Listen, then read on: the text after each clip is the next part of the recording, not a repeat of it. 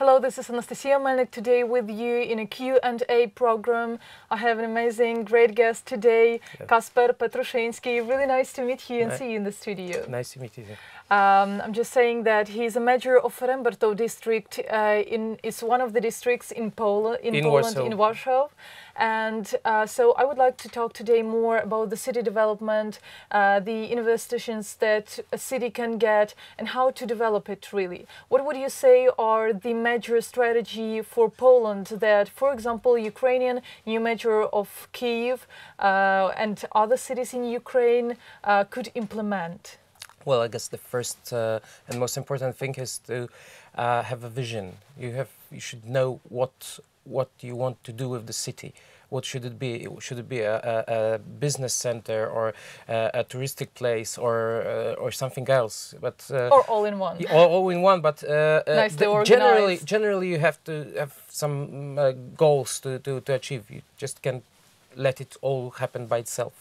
How it can be that, for example, in Kyiv, we have this major problem that in a center, historical center of Kyiv, for example, we have business centers that are made, you know, and it looks really not that nice. We're trying to save that spirit of a city. How does Warsaw manage to make it, you know, all organized so that this would be the business center, this would be the historical center, and this would be something else, for example, a shopping center of a city? Well, we haven't succeeded in that field very much, but for example, a few years ago, we made a total refurbishment of the historical streets through the center, and that brought tourists and restaurants and people that just wanted to wander around and have fun, and that's just making place for people. A wide street was narrowed, and a place for like restaurants, cafes, and so on was made, and that then it naturally happened. You have to make the first push, and then it goes. Then it goes. Would you say that first push would be the way to go for the people who are really initiative and who wants to do something for the city? Because in Ukraine now we have this, I can say, a splash of the activist, of the young businessman who really wants to do something, who are proud to say, made in Ukraine, this is a cafe, we're developing it, we have a new concept of a third place, for example, or anything else really. But they don't really have the possibilities to make it, and the bureaucracy is really a major problem for that. How you deal with that in Warsaw? Bureaucracy is a problem everywhere, I guess. In Warsaw, it was a problem too. Now we have a specialized office in the town hall, and that deals with investors, and so they don't have to walk around through other offices, an office for architecture, office for other things like permission to sell alcohol. They come to the office that deals with investors, and they guide them through the bureaucracy. That is, I think, a good solution, and it's easy to organize something like that. So a little bit of the digitization, you would say. Yeah, it helps too, but generally, you should help those people that want to do something, because I've seen a lot of people that were full of initiative and energy, and then they were like, it just faded away. Would you say? Yeah, they were like they faced obstacles one after another, and finally some of them said, okay, I can't deal with it anymore, it's too much, I won't do anything more because I can't deal with bureaucracy. So guiding those people through bureaucracy, making them an easy way is important. Make it possible for young activists and businessmen to get investments for development of the city and make it more of a self-organized is really important. How would you say the experience of Poland in that field could help to build Kyiv and other cities in Ukraine? Well, we went through that already. Yes, That's why your experience is yes, particularly and interesting. I guess there are some solutions and some ideas that we can share. But of course, there are some things that can be implemented from Poland to Ukraine, but there are things that you have to go through by yourself, because it is not, unfortunately, it's not that simple that things that work in one place will work fine in another. You were one of the experts for the Open Dialogue Foundation. What would you say were the main messages that you wanted to tell, and maybe the main wishes for the Ukrainian government that they would have to implement really? Well, we talked about self-government, and I think what is important, the self-government in Poland is a big success. Most likely it's the best reform we did. It really made a lot of difference on the local level. It let people feel good in their small towns, and it lets them be active. So that even the small towns could really develop and flourish. They should. I mean, it's not just for the big cities. It should happen everywhere. Generally, what is important, that you should have as fast as possible the law infrastructure, because the self-government has to know what it has to do, what are the goals, and that's first. The second thing is money. Of course. That's why I asked about the investitions and how you can really provide financing. Self-government must be clear and stable. It cannot change the financial climate in the cities. Not just.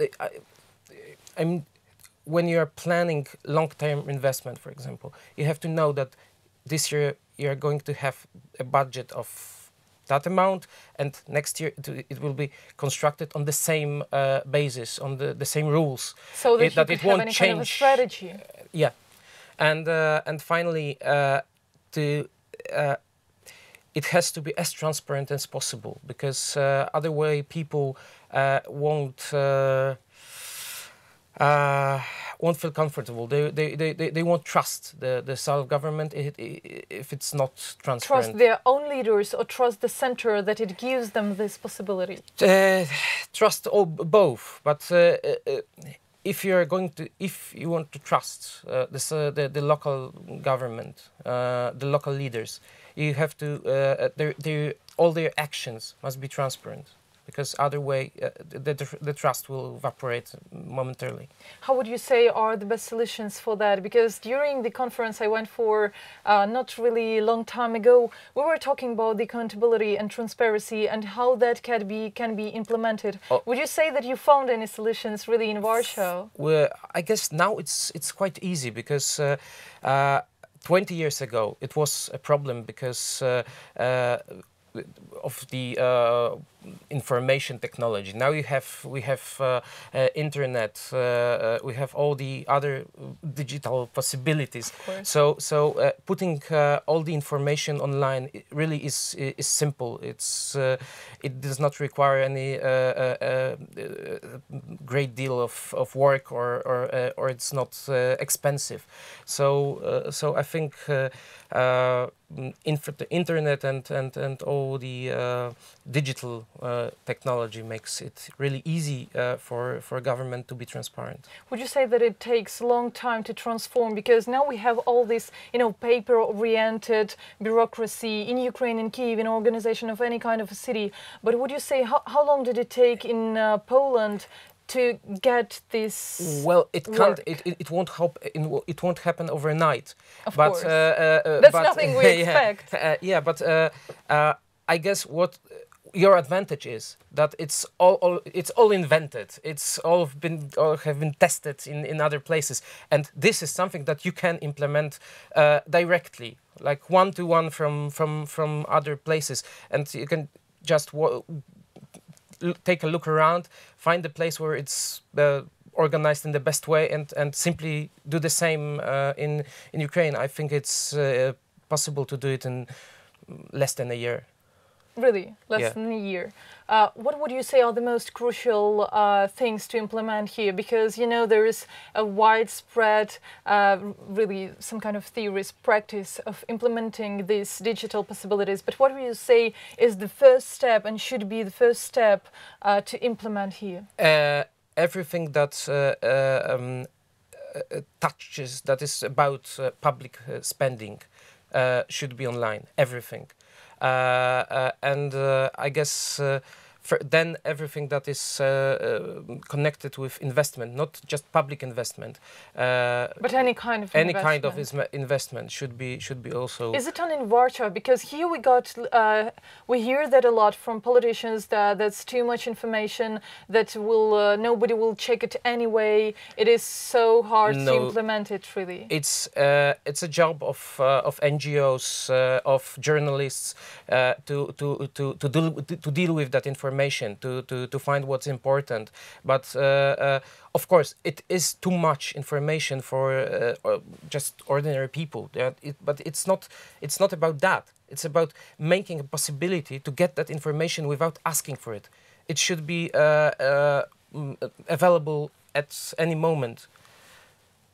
And would you say that it is really implemented in a good way in Poland? Would you say that there is any kind of a faults that Ukraine should look for and should really take a look at that so that we won't do that mistakes? I think that we are in Poland, that we are on a good way, but we are not in a perfect place yet. So I'm not sure if Poland is really the best example here. But what would you say the best example?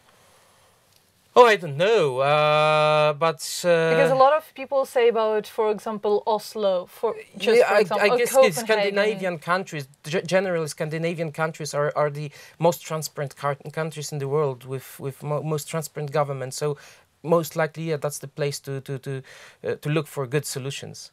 And I think that would be the last question. It would be just, you know, a kind of a wish for our viewers, for Ukrainians who struggled that much, and now they have a new mayor, a new president, but they really would love to hear something, you know, some good words from you. So I'm here for the second in Kiev, second time in a few months, and I see that there's a lot of enthusiasm and energy, and I wish you that you still have it, that you don't lose it, and that you use it in a good way, like now.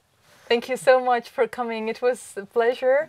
I hope it was your pleasure too. I'm just reminding you that my guest today was Kacper Pietrusinski, who is mayor of Rebertowa district in Warsaw. Thank you very so much. Thank you.